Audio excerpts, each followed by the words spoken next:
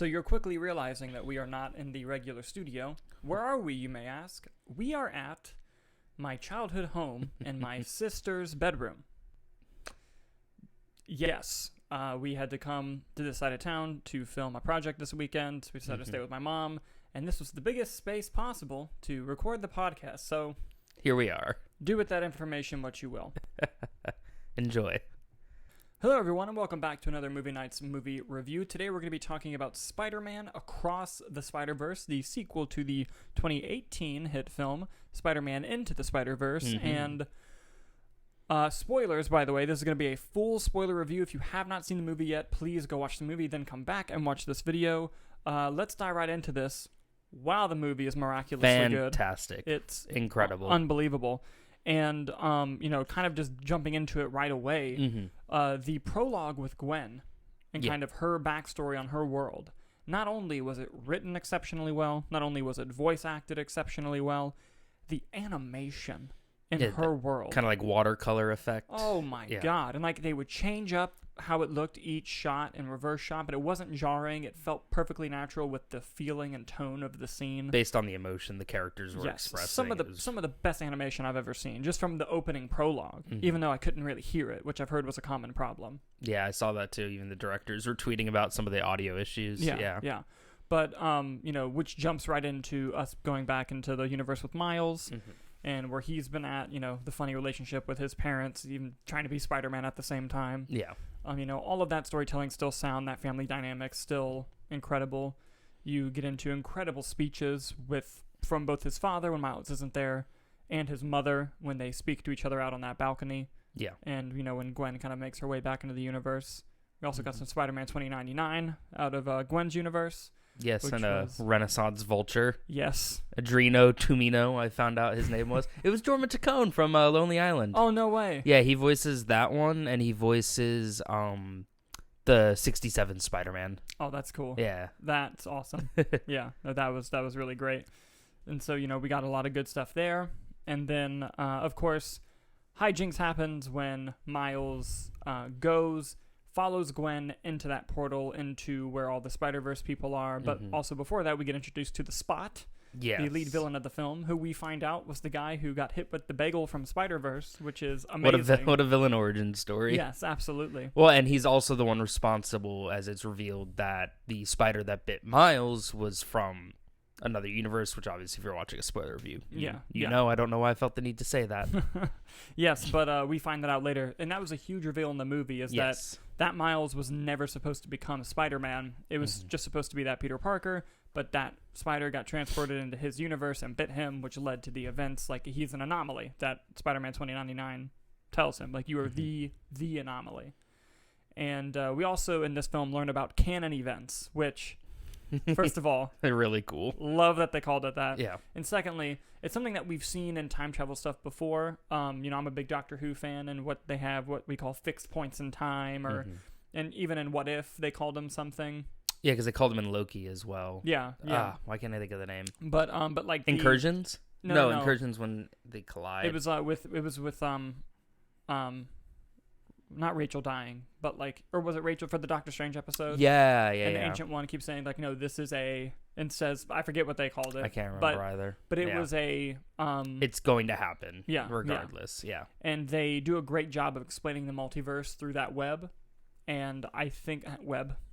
And it's an arachnic network of psyche or whatever he calls it. Which is also ridiculous. Yeah. But I loved the explanation.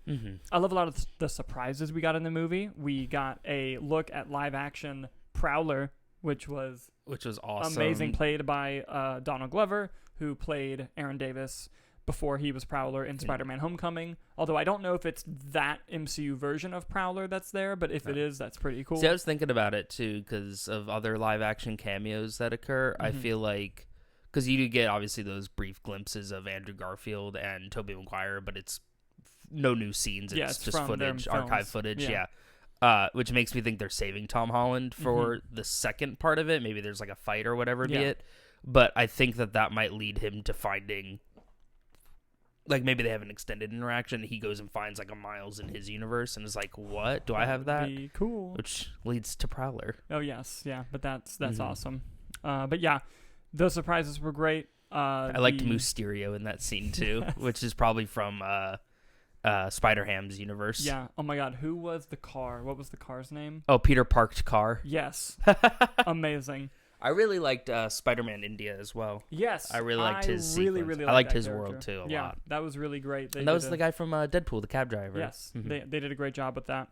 And but yeah, the movie, even just not the opening Gwen scene, but the animation throughout the whole thing. So many different worlds, so many different styles, mixing of animation. The attention to detail, ridiculous. Just the story itself, amazing. I liked Spider-Punk. Spider-Punk Hobie is Brown, a standout of the movie. Daniel Kaluuya did a great job voicing the character. Apparently, all the different like looks of him are at different frame rates. The directors were saying online, which I thought was neat too. That is cool. And, but the emotional connection that you have to these characters, like the moment when Spider-Man in 2099 tells Peter that like your dad is gonna die. Miles. Yeah. Miles, excuse me. Your dad's gonna die, and we have to keep you here so that it happens, or else it's going to cause a shit show. Because he was never supposed to be bit, so canon events have to happen to him. Yeah. Gotcha. And so it's just... And he's like, you're really going to let my father die? Like, no, I'm not going to do that. And he tries to escape, but then you have Peter B. Parker, who and Gwen, the people he really trusts, finding out that they knew about it. Yeah. And that they were going to prevent him from going. And it was hard, the look on Miles' face, it was so heartbreaking to see. And the cliffhanger... Oscar Isaac did a great job, too. And the cliffhanger is fucking awesome. And it looks like we're getting Nick Cage and John Mulaney back for the next one. Good, as we should. That's all I'm saying. I love that ragtag team that they put together there. Yeah. That was kind of something that...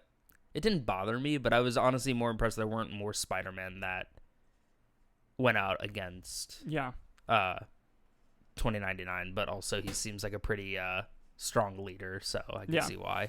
And I also think that something that I saw on Twitter that was really funny was someone said, "Spider-Man: No Way Home, Tobey and Andrew, people in your family will die, Peter, but it makes you who you are." Tom Holland, "Oh, thanks, guys."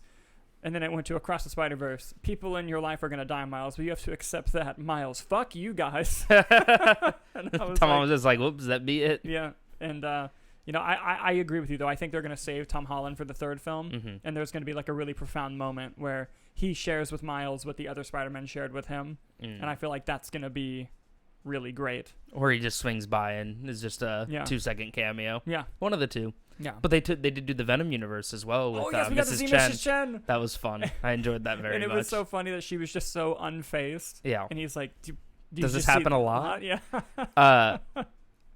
Which makes me want to go... Spot, fantastic. Yes. I loved the menacing but also comedic tone where he's just like, "No, man, I'm a bad guy." And he's like, "Fine, I'll prove it." And then becomes horrifying. He proves it. Like that animation with all the swirling when he becomes like the reverse Spot with like the black with the white dots, I thought was really cool. And Jason Schwartzman was a fantastic voice for that because his voice just naturally, like, I don't take as menacing. Yeah. And to have that. And Spot's just a cool character, and I'm glad they did it well. I love the character from the 90s Spider-Man cartoon. Yeah. And by the way... I think it's a character that can only work in animation. I couldn't see a live-action Spot doing that. We didn't see the 90s Spider-Man in this movie. I bet you they save his ass for the next movie. You think? Oh, yeah. They gotta. And I liked the idea, too, of Spot traveling and just building up energy from all the colliders. Yes. Like, just taking those canon events and causing them in many cases. Like, he... pretty much caused Spider-Man India's canon event. Yeah. Yeah.